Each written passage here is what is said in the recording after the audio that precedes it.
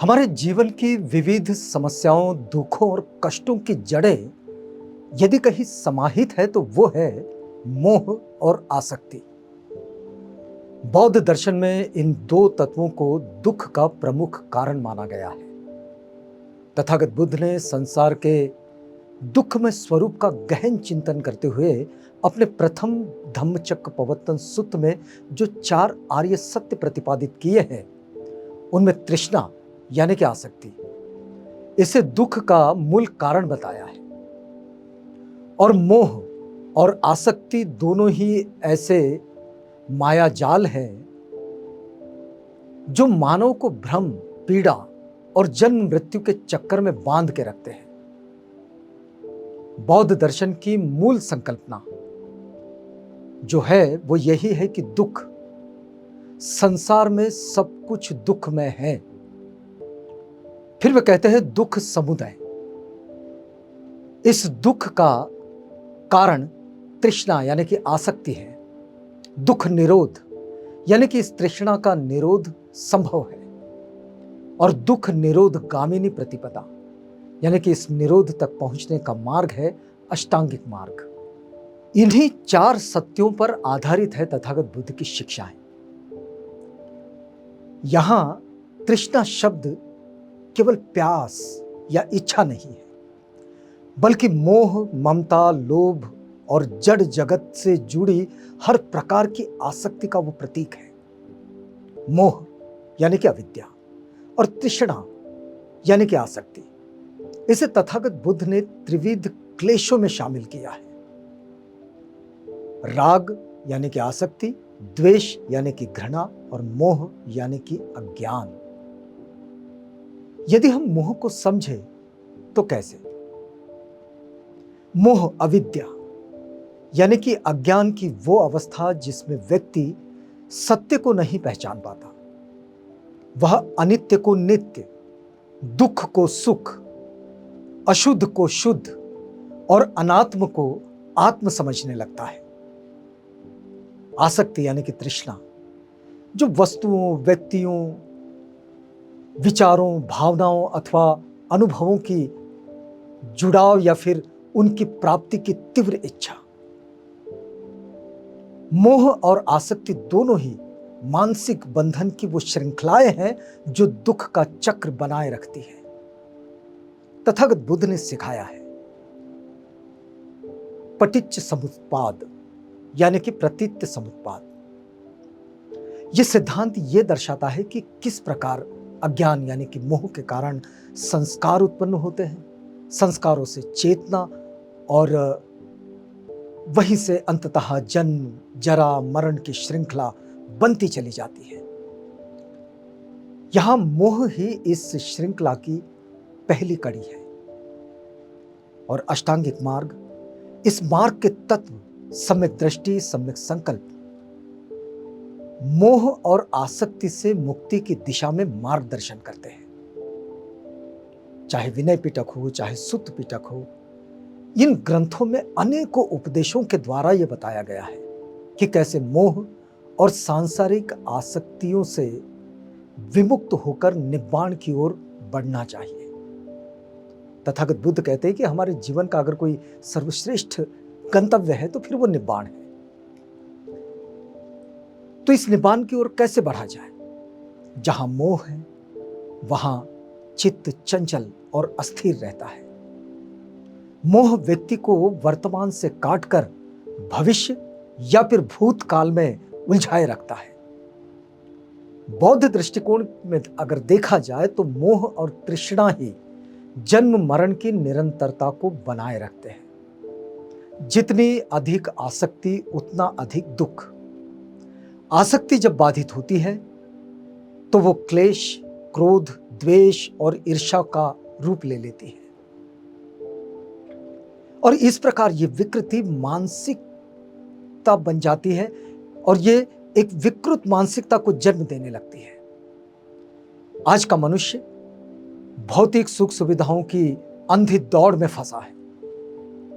रिश्तों में स्वार्थ, इच्छाओं में असंतोष, उपलब्धियों में भी अधूरापन है और ये सब मोह और आसक्ति की ही उपज है।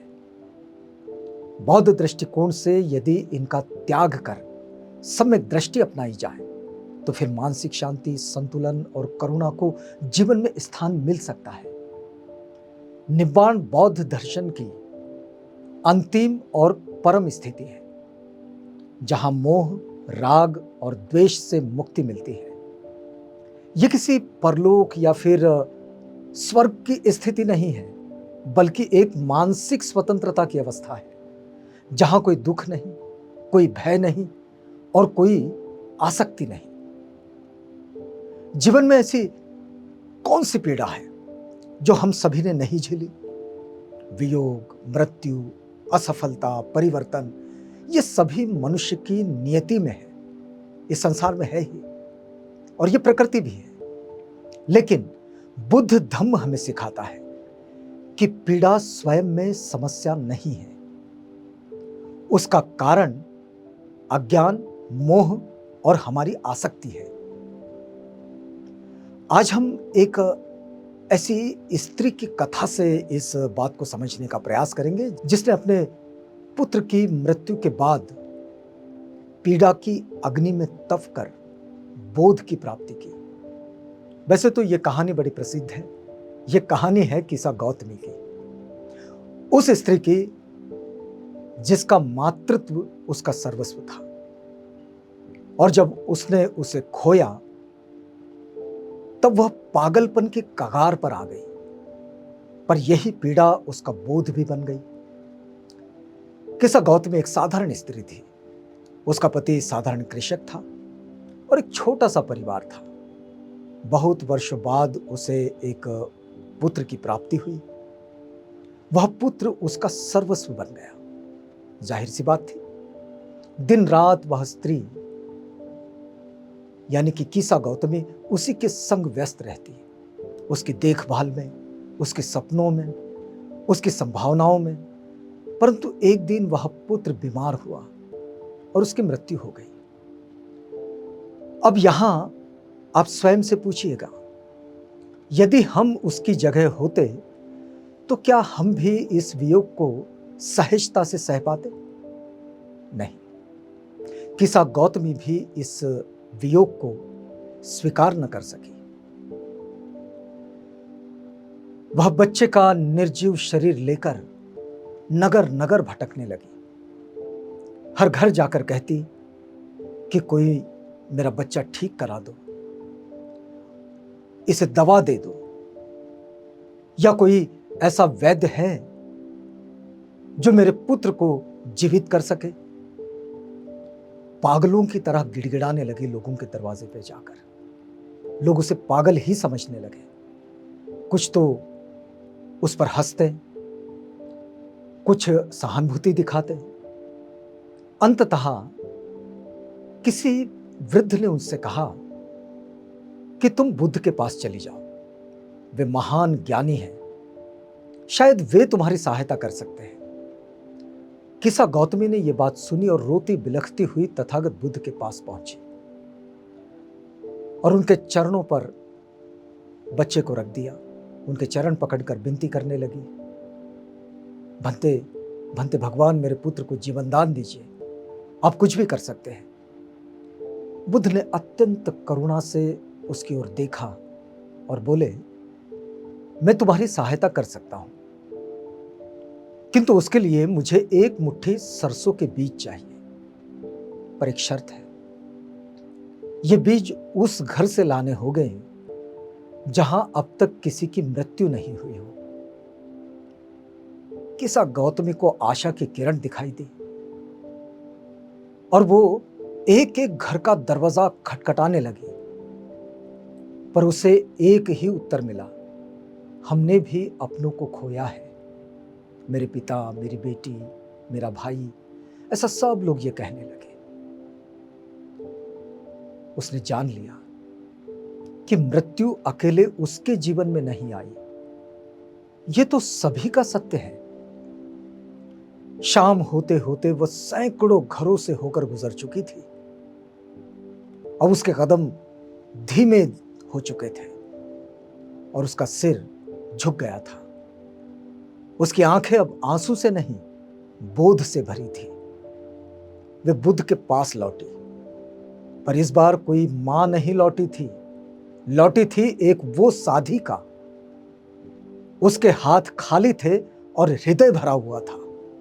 उसने कहा, भंते, आज मैं जान गई हूं, मृत्यु कोई दुर्घटना नहीं, अपवाद नहीं, यह तो जीवन का नियम है। एक स्वाभाविक जीवन है, जीवन का नियम है ये।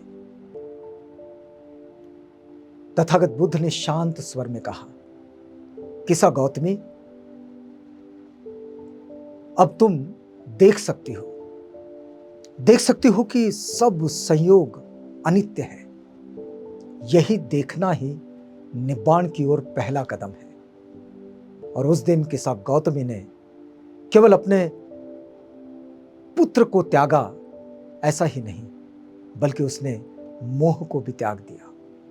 तथागत बुद्ध की ये बात सुनने के बाद, उसके इस अनुभव के बाद, वो जो घर घर जाकर सब कुछ पूछताछ करके आई, उसके बाद उसने अपने उस पुत्र को त्याग दिया और मोह को भी त्याग दिया। वह भिक्षुणी बन गई। उसने लंबे समय तक साधना की और अंततः वो अरहत्व को प्राप्त हो गई। धम्मपद में एक गाथा है, सब्बे संखारा अनिच्चा, सब कुछ नश्वर है। हम जिस शरीर से प्रेम करते हैं, जिन संबंधों में बंधते हैं, जिस संसार को मेरा कहते हैं, वह सब क्षणभंगुर है। हर वस्तु, हर भावना, हर संबंध नित्य परिवर्तनशील है। यदा पज्जानति सतो, जागृत होकर देखो, अज्ञान ही दुख की जड़ है। जब हम आंखें खोलते हैं, तब हम देखते हैं कि संसार वैसा नहीं है जैसा हम चाहते हैं, बल्कि वैसा है जैसा वो वस्तुतः है। अथ निबिंदति दुखे, दुख में अरुचि होती है सबको। जब हम जान जाते हैं कि जो दुख है वह अनित्य को नित्य समझने का परिणाम है, तब मोह टूटता है, तब शांति आती है। ऐसा मग्गो विशुद्धिया, यही पथ है निर्मलता का। यह अनुभव ही वो मार्ग है जो हमें निब्बाण यानी संपूर्ण शांति की ओर ले जाता है। यह कथा केवल किसा गौतमी की नहीं, यह हम सभी की है। हम भी किसी न किसी मोह, किसी मेरे को पकड़े हुए हैं। पुत्र, पुत्री, संपत्ति, विचार, अहंकार, जब वह मेरा टूटता है तो दुख होता है। लेकिन यदि हम बुद्ध के दृष्टिकोण से देखें तो वही दुख द्वार बन जाता है मुक्ति का। आज के युग में जहां हम रिश्तों, संपत्ति और इच्छाओं में बंधकर जी रहे हैं, ये कथा हमें ये सिखाती है कि ये कहानी केवल एक स्त्री की कथा नहीं, यह हर उस व्यक्ति की यात्रा है जो मोह और दुख से जूझता है। बौद्ध दर्शन में मोह और आसक्ति को जड़ मूल से काटने की प्रेरणा दी गई है। यह दर्शन आत्मनिरीक्षण, आत्मसंयम और सम्यक आचरण पर बल देता है। मोह और तृष्णा से मुक्त होकर ही व्यक्ति सच्चे अर्थों में स्वतंत्र और शांतिपूर्ण जीवन जी सकता है। मोह को प्रेम मानना भूल है, वियोग को दुख मानना दृष्टि दोष है। आज की अशांत और भौतिकवादी दुनिया में बौद्ध दृष्टिकोण अत्यंत प्रासंगिक और आवश्यक हो गया है। किसा गौतमी की तरह जब हम मृत्यु, वियोग और हानि को केवल व्यक्तिगत त्रासदी नहीं, बल्कि संसार की अनित्य प्रकृति के रूप में देखते हैं, तब ही हम भीतर से मुक्त होते हैं। तथागत बुद्ध कहते हैं, देखो, समझो और मुक्त हो जाओ।